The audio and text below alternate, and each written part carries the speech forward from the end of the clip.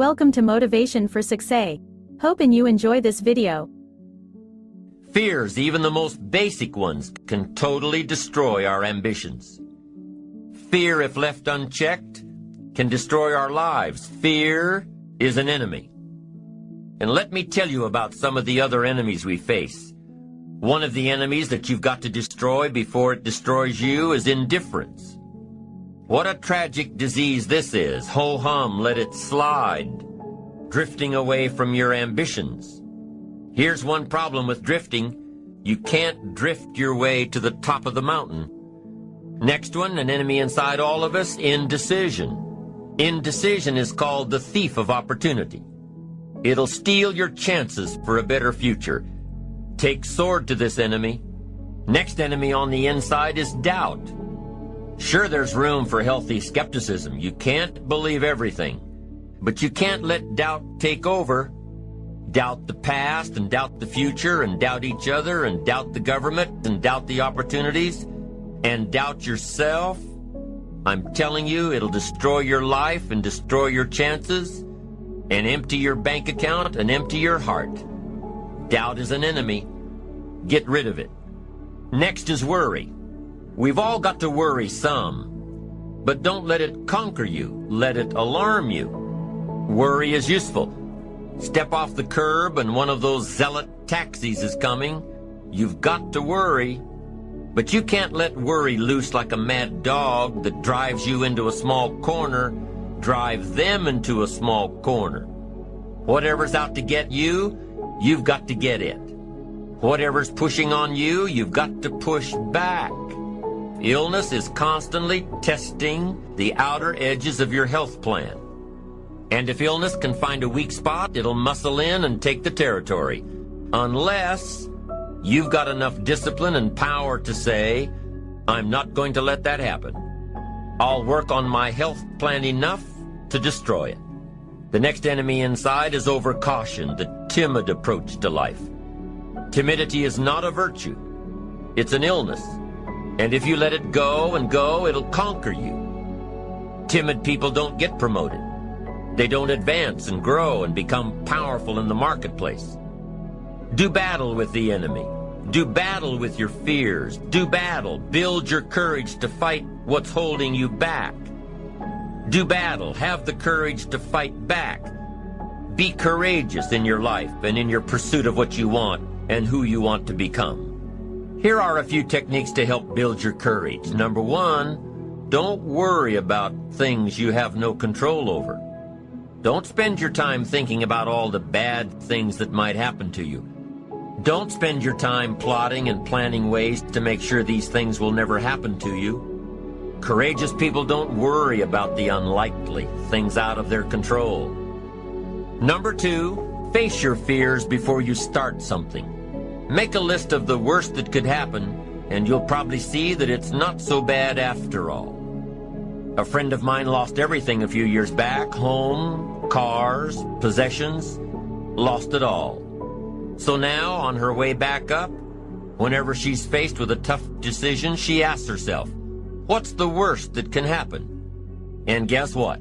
She's already been through the worst and survived, so it's not an issue anymore. Now, you don't have to lose everything to lose that particular fear, but what I'm saying is, once you face your fear, you can move on. You'll see that you have the inner strength to deal with it. You'll probably never be faced with the situation at all. Why? Because you've already thought about it. And by contemplating what might happen, you'll chart your course to make sure that it doesn't. So the first courage-building technique is to put the remote possibilities out of your mind. The second, to face fears beforehand. And the third technique to build your courage is to imagine the alternative. See in your mind the end result of giving into your fear. Then really feel the gain of following your ambition courageously. See the difference. If you've been invited to address your national sales convention and are scared to death of public speaking, what should you do? Well, you could decline the invitation, or you could take some classes, read some books, and see yourself stepping up to a whole new league, increasing your opportunities for future success. Once again, it's your choice. Be fueled by your fears or face your fears. See, when you begin to understand and acknowledge your fear, and you go forth anyhow, you go forth in a spirit and a knowing that there's a way that you can begin to handle this. There's a way, what it is that you're seeking, that you have the capacity to handle it, to face it. And rather than feeling powerless, you begin to feel powerful. See, when all of the major downsizings that are taking place around this country, there are a lot of people who are biting their fingers in fear that they might lose their jobs. But there are few people who have decided within themselves, I'm going to make it. Some people are moving on their own. They feel within themselves, I've got what it takes to make it. They're not afraid about tomorrow because of what they feel that they deserve, because of what they feel that they can create for themselves. Because these people have decided there's a way. Where there's a will, there's a way for me to begin to create a way out of no way.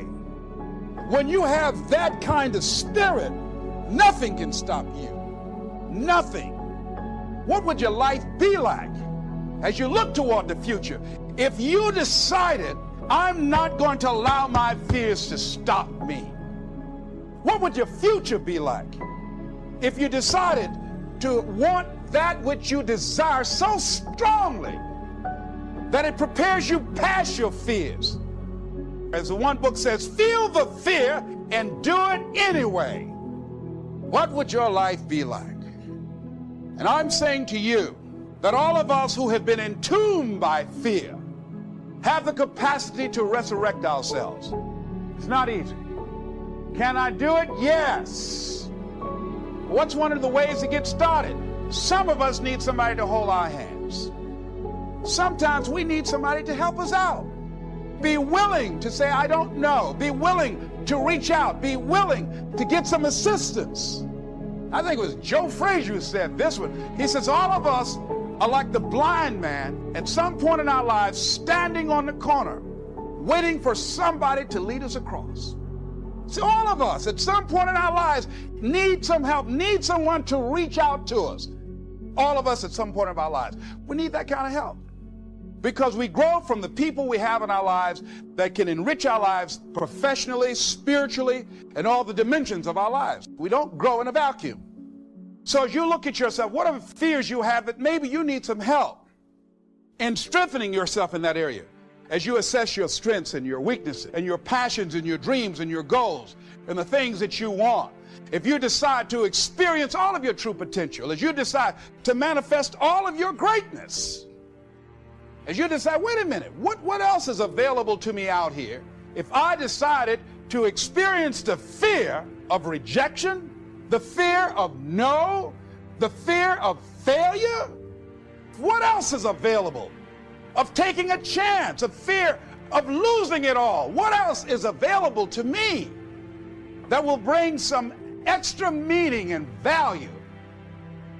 The fear of people not liking me. You know how many people do things they don't want to do because they want everybody to like them? Excuse me, special announcement. Everybody's not going to like you. It's just not that kind of world. But you know, there are a lot of people who won't take positions on issues, who won't speak up for themselves because they don't want to make anybody mad.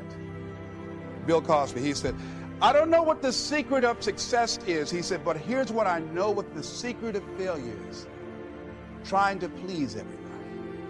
You can't please everybody. But there are people who have the fear of rocking the boat. Life is too short for that. Too short and unpredictable, moseying through. Not trying to disturb anything, not trying to shake anything up.